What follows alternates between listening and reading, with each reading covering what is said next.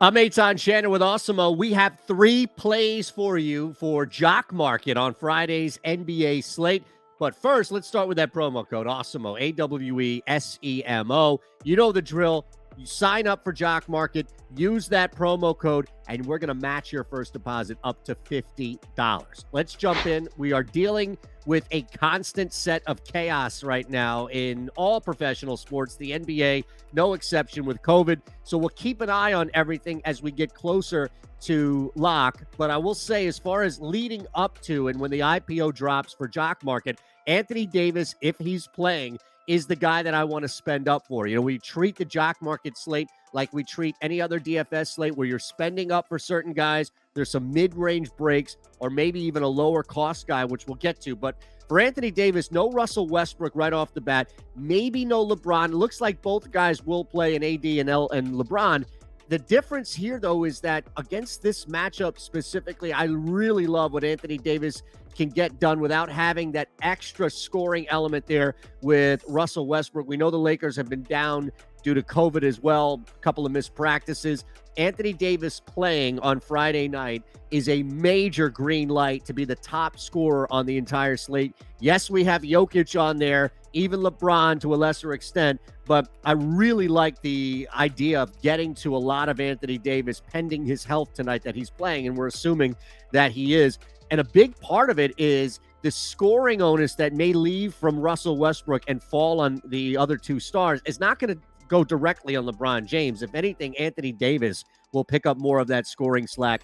Definitely a double-double in the makings tonight, if not more, based on how well he's been able to facilitate the ball. So we'll start with Anthony Davis. We have him, Alex, on site projected. These are free for you. Jock Market projections on Awesemo, 43.6. That's the third highest, just under LeBron James. So I think AD has the better game than LeBron James, and that's why I'm getting to Davis. Our second play is Jrue Holiday, and we're going to take full advantage of Giannis being in the health and safety protocols here, not playing Friday night. So remove Giannis Antetokounmpo from all of this slate for Jock Market.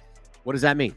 Well, Chris Middleton, Jrue Holiday. Guess what? A lot of people are going to go to Chris Middleton. A lot of people are going to side on Middleton taking up the majority of the scoring or really fantasy production slack without Giannis on the floor. I think you can make as much of an argument for Jrue Holiday, who should pick up scoring, who with Middleton scoring more should pick up opportunities to pass the ball as well. No, I definitely think that Jrue Holiday is in a great position here to be the number one player on the floor for Milwaukee. And on top of that, you look at where we have him projected just overall.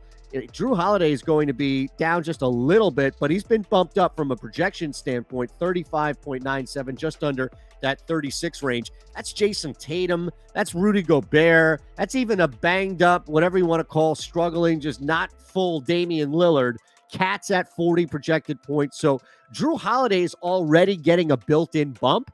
I just think the majority of the public is going to side with Middleton, thinking that's going to be the clearer path.